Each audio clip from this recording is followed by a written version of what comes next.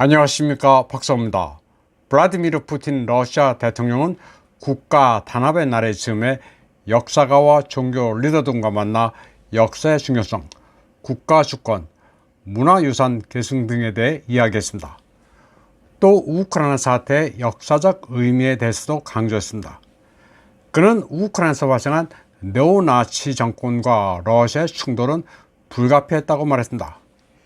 2월에 행동에 나서지 않았더라면 아무것도 바뀌지 않았을 것이고 사정은 더 나빠졌을 것이라고 말했습니다. 그는 서방이 우크라이나 상황을 러시아의 치명적인 위협이 되는 단계로 격상시켰다고 말했습니다. 그러면서 나치 침공에 대한 경고에도 불구하고 넋을 놓고 있다가 당했던 1941년 소련 시기를 언급했습니다.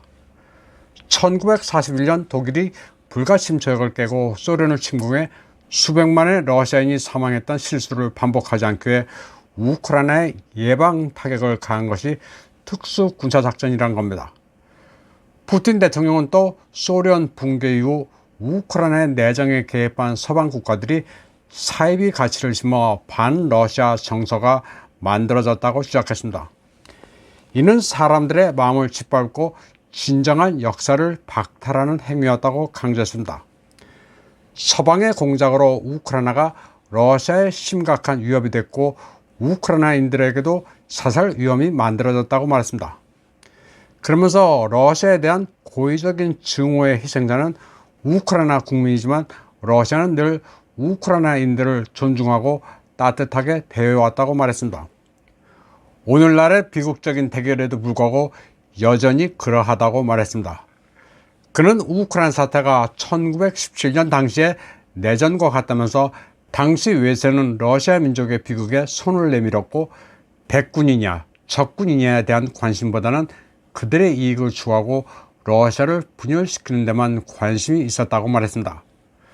푸틴 대통령은 서방이 우크라이나에서 똑같은 짓을 하고 있으며 지정학적 목표를 달성하기 위해 우크라이나 국민들을 희생시키고 있다고 말했습니다. 그는 또 역사학계가 이데올로기 패턴에 맞추기 위해 노력한 소련 시대의 실수를 반복하지 말고 러시아의 전체 과거를 알아야 한다고 역설을 했습니다. 그러면서 역사를 이데올로기에 맞추는 실수는 지금 급진적 리버럴을 추구하는 서방에서 나타나고 있다고 말했습니다. 이데올로기에 억지로 맞추기 위해 역사를 왜곡하는 현상이 서방에서 지금 일어나는 것이라고 설명했습니다. 푸틴 대통령은 누군가 주권을 박탈하고 그들의 가신으로 만들기 위해서는 역사를 고의로 왜곡하는 것부터 시작한다고 말했습니다. 그는 또 러시아는 절대적으로 유럽 문명의 일부지만 과거 식민지를 경영했던 유럽의 시국들은 고만고만한 중소국가에 불과하다면서 식민시대는 끝났다고 말했습니다. 그러면서 포르투갈의 인구와 그 식민지였던 브라질, 영국과 인도, 또 독일 인구보다 1.5배 많은 중공의 광동성을 보라고 말했습니다. 그는 유럽 제국의 수도가 한때는 우주의 중심이었지만 이제는 과거가 됐다고 말했습니다.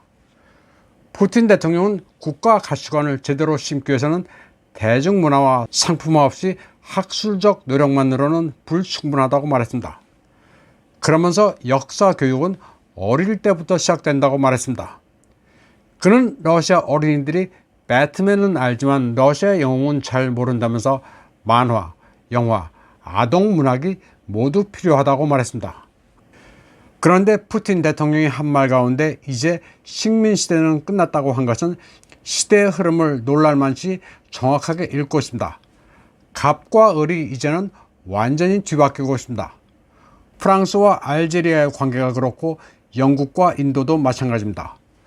또 네덜란드도 과거 식민시대 노예 제도에 대해 사과할 움직임을 보이고 있습니다.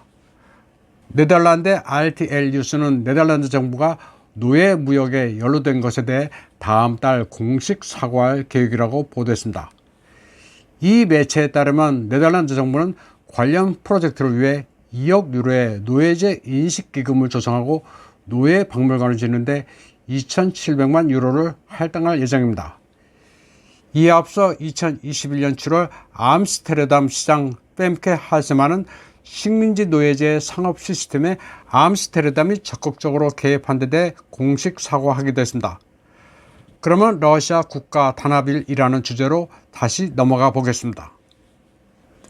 러시아어로 젠 나로노버 예진스트바로 불리는 국가 단합의 날은 11월 4일로 소련에서 70년 동안 기념됐던 10월 혁명의 날을 대체하기 위해 도입된 휴일입니다. 1612년 쿠즈마 미닌과 드미트리 보자르스키가 당시 크렘린을 점령하고 있었던 폴란드군을 몰아낸 결정적 전투가 벌어졌던 11월 4일을 기리는 날입니다. 러시아 역사 기록화에 묘사되는 두 인물은 11월 1일 기타의 고로드를 함락한 데 이어 크렘린에서 저항 중인 폴란드군을 공격해 항복을 받아냈습니다. 러시아가 국가로 다시 태어난 역사적 순간이었습니다. 붉은 광장에도 미닌과 포자르스키의 기념비가 서 있습니다. 러시아 국가 단합의 날의 즈음에 러시아 여론조사센터는 우크라이나 군사작전으로 민족적 단결심을 가진 국민들의 수가 급격히 증가했다고 밝혔습니다. 조사에 따르면 응답자의 56%가 러시아의 국가적 통합이 있다고 답했습니다. 이 수치는 2012년 처음 조사를 시작했을 때 23%에서 급격히 증가한 겁니다. 지난해의 경우에도 31%에 불과했습니다. 조사에서 응답자의 약 15%는 러시아의 다양한 사람들의 평화로운 공존을 단결의 핵심 표현으로 보고 있습니다. 또 9%는 어려운 시기에 러시아는 단결한다고 믿는 것으로 나타났습니다. 또 28%는 우크라이나 특수군사작전 동안 러시아에 대한 서방 국가들의 태도 때문에 푸틴 대통령과 정부를 전폭적으로 지지하게 됐다고 응답했습니다. 이 조사는 10월 28일 성인 1600명을 대상으로 전화 인터뷰한 결과로 모스크바, 상트페테르부르크 같은 대도시보다 소도시에서 더 국민의 단결을 느끼는 것으로 나타났습니다. 한편 독일에서 최근 발표된 연구 결과에 따르면 우크라이나 사태의 근본 원인과 관련해 러시아의 입장에 동의하는 독일인의 수가 몇 달 동안 증가한 것으로 나타났습니다. 민주주의의 인내심 테스트, 친러 음모론적 서사와 허위 정보에 대한 믿음이라는 제목의 보고서에 나온 내용입니다. 독일 당국이 친러 여론을 러시아의 선전전 때문이라고 억누르고 있지만 독일인들도 남의 나라 분쟁에 명분도 없이 개입하고 있다는 점을 알아가고 있습니다. 보고서에 따르면 응답자의 19%는 러시아가 나토의 도발에 대응해 우크라이나를 공격할 수밖에 없었다고 여기고 있는데 아주 전폭적입니다. 또 21%는 대체로 러시아의 입장에 동의한다고 응답했는데 이는 4월의 10%대에서 크게 증가한 수치입니다. 또 독일 내에서도 과거 동독에 속했던 지역 사람들이 서부에 비해 2배 이상 러시아에 친화적인 것으로 나타났습니다.